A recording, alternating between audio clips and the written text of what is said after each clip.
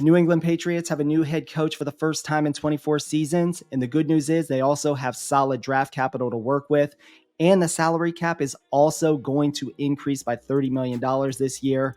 I'm going to discuss this and more right here on Football Scout 365. Now, before we get started, I want to remind you to check out all of the other NFL draft content on the channel. We have several individual player evaluations available, including every top quarterback prospect from Caleb Williams to Spencer Rattler. Lastly, do not forget to check out the website footballscout365.com, where you can find all of our available written NFL draft content, our NFL draft big board with the top 100 players ranked ahead of the 2024 NFL draft.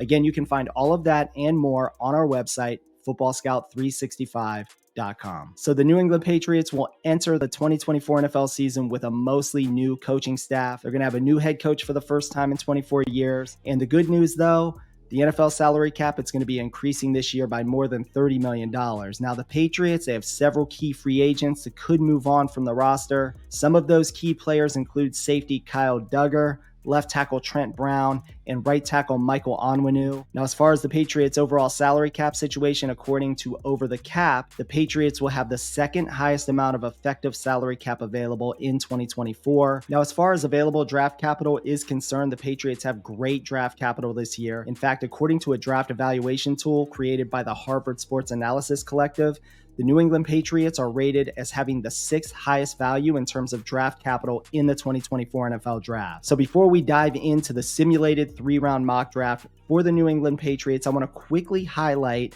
what we should expect stylistically from the Patriots coaching staff in 2024. So Jerod Mayo, he is the new head coach of the New England Patriots. He has been with the Patriots in a coaching capacity since 2019. He's been coaching on the defensive side of the football for the Patriots as a linebackers coach. Now, as far as the coordinators are concerned, he hired Alex Van Pelt to be his new OC. So Van Pelt, he is an NFL vet of 29 years. He played quarterback at the college and NFL level. He has been a longtime QB coach, and more recently, he was the Browns offensive coordinator. But he was fired this past season after an embarrassing loss to the Houston Texans in the playoffs. So as the NFL always does, Van Pelt, he fails forward as yet another recycled coach.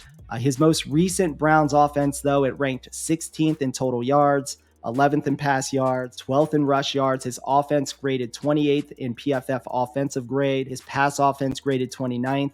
His rush offense graded 23rd. Honestly, I really need a lot of help trying to find something good about this coach. Stylistically speaking, his scheme is what Kevin Stefanski ultimately wanted, and that is to use the run to set up the pass. In 2023, the Browns threw the football 57% of the time. That ranked in the middle of the NFL in 2023. Van Pelt deployed 11 personnel 72% of the time, and he used 12 personnel 17% of the time. So there wasn't a ton of different variants in personnel usage throughout the season for the Cleveland Browns a year ago. Now, in the run game, though, they called a gap scheme style play at the league's highest rate. This is an area that will blend well with the New England Patriots' current offensive personnel, especially the offensive line, assuming they can retain most of the offensive line. The Patriots ran a gap scheme play 40% of the time in the run game, which was the league's 8th highest rate. Now, as far as the defense is concerned, they promoted DeMarcus Covington from within. Covington has coached linebackers and defensive line. He was a coordinator at the college level prior to joining the Patriots staff back in 2016. I have zero idea what to expect from him in terms of defensive philosophy. I did some research for some of his comments on this. I found one article that mentioned that he is not planning any major changes to the defense. And that's understandable because the defensive scheme is not the issue in New England. Now, as far as the defense is concerned for the Patriots, they ranked 7th in total defense in 2023.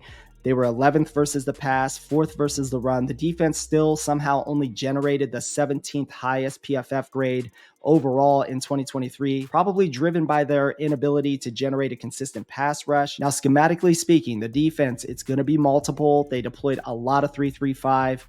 Looks in 2023. They use a 3-man front 60% of the time. They're primarily a zone-based defense, but they mix in a lot of man coverage as well at the NFL's 10th highest rate. So overall, the Patriots, they're a giant question mark as far as how they are going to look in 2024 overall. One thing is for certain. They have to get the 3rd overall pick right. and it has to be a quarterback, in my opinion, regardless of what anyone says about the current roster.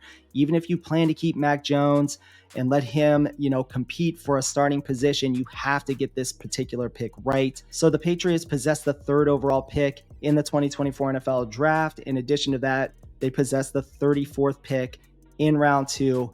And in round 3, they have the 68th overall pick. The primary team needs are quarterback, offensive tackle, wide receiver, and edge rusher. Now, if I gauge the free agent market correctly, I can use this as a way to guide my draft decisions. Let's assume that based on my enormous amount of effective salary cap that I will have available in 2024, I can re-sign both Trent Brown and Michael Onwenu at both tackle spots. I might also lose an edge rusher. Josh Uche is a free agent.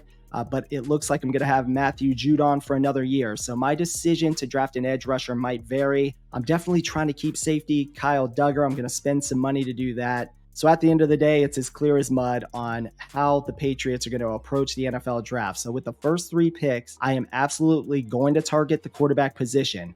We're going to need a playmaker at wide receiver, and I will take the best available at every spot using the Football Scout 365 NFL Draft Big Board rankings, which you can also find on our website, footballscout365.com. In addition, I'm going to be making my picks using the PFF Mock Draft Simulator. I've been using this simulator in all of my individual 3-round mock draft videos. So I went into this mock draft with the idea that I could trade away Mac Jones, and that's a big fat no, unless it's a 5th round pick. And since we are only covering 3 rounds, I'm not wasting any of my time on that. So with the 3rd overall pick in the 2024 NFL Draft, my plan is to take a quarterback. My current quarterback rankings as it stands prior to the NFL Combine are Caleb Williams at QB1, Drake May, QB2, and a close QB3, JJ McCarthy. I feel like JJ McCarthy could overtake Drake May in this draft class post NFL Combine.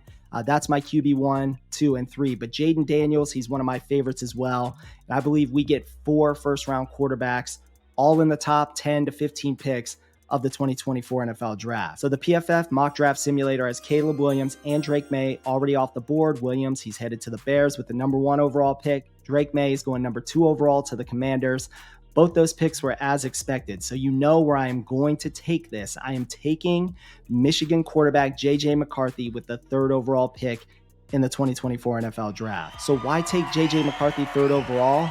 Well, he's been the talk of NFL draft circles for more than a month now. So many people have been discussing him. A lot of people view him as some type of game manager style quarterback. I've seen people mention him in the same breath as Mac Jones. So some of this, yeah, it's a little bit correct. He is a game manager, but he does have the ability that other quarterbacks who are considered game managers in the past do not have. And he has the ability to flip a switch and become an absolute game changer. He proved that against Ohio State this year. He did it versus Alabama on the final drive in the Rose Bowl. He is a clutch player in key 3rd down situations. By drafting JJ McCarthy, you're getting a high IQ player from a pro style offense in college. This kid has the mobility, and he can do all the same stuff that you see Caleb Williams and Drake May do in terms of creating and buying time with their legs to make throws down the field. He's the total package, in my opinion.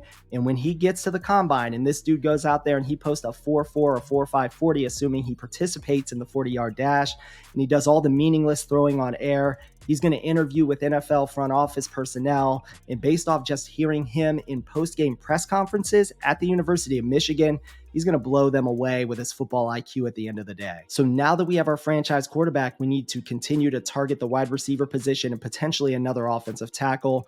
I'm also going to be looking for an edge rusher here in the 2nd round. And even more surprisingly, though, as we skip over to round 2 here in the mock draft simulator, Jaden Daniels is still available at pick number 34. Now, I'm not that hyped about the wide receivers in the early round 2 stage of this draft. If Adonai Mitchell or Keon Coleman were to fall out of the 1st round, I'd be interested in either one of those 2 players if they were to fall. The PFF Mock Draft Simulator also has Ladd McConkey already off the board in round 1, which is crazy. I do have 2 offensive tackles, though, right in front of me that are available. One is the mammoth 6'7", 330-pound Tyler Guyton from Oklahoma, and the other is Arizona offensive tackle Jordan Morgan. Both guys are giant offensive tackles. I can also go edge rusher here. I can snag Penn State's Chop Robinson, who fell. well. He would be a massive steal in my opinion here, but I really want to fix the offense, so I am going to hammer the offensive tackle position by drafting Arizona offensive tackle Jordan Morgan. Now, I can shore up this offensive line immediately and in the future by doing this. He is a highly graded run blocker and pass blocker with a ton of experience at the college level. So I passed on wide receiver in round 2. This is an extraordinarily deep wide receiver class. I have 20 that have consistently ranked in my top 100, and there are several still available to me that could fall to me in round 3 of the 2024 NFL draft. Now, as we simulate ahead here, I do have options like Johnny Wilson from Florida State, the 6'7" wide receiver. Louisville's Jordan Thrash is available. Western Kentucky wide receiver Malachi Corley, who blew it up at the Senior Bowl recently, and his draft stock has been on the rise as well. Now, even though all of these names are solid at the wide receiver position, one of my favorite edge rushers happens to be available at pick 68 here, and that's edge rusher Austin Booker from Kansas. He's a lengthy 6'6", 245 pounds. He can provide an instant upgrade as a pass rusher, and he graded out really well as a pass rusher and in the run game in 2023. He posted 9 sacks as well. I absolutely cannot pass on this, so I'm going to take the edge rusher out of Kansas, Austin Booker, with the 68th overall pick in the 2024 NFL draft. Now, obviously, I took some risk here by not taking a wide receiver, and I already drafted my QB of the future in JJ McCarthy at pick 3 overall, which is also a risky proposition. But if I had taken this to the 4th round, I would have had a few wide receiver options, including Arizona wide receiver Jacob Cowing and UCF's Javon Baker would have both been available in this mock draft. There's a huge drop-off, though, at wide receiver beyond round 3, so that has to be considered in the real-life NFL draft if the Patriots do, in fact, pass on wide receiver in the first 3 rounds. All right, let me know what you think. Would you take a quarterback with the 3rd overall pick? Would you even consider JJ McCarthy? What about trading back from the 3rd pick? How about taking Marvin Harrison Jr. or Malik Neighbors and rolling the dice with a free agent veteran at quarterback? Or maybe you stick it out with Mac Jones for one more year in 2024. Again, let me know what you think in the comments section. That's going to do it for this episode. Please like the video, subscribe to the channel, and stay tuned for more great NFL draft content.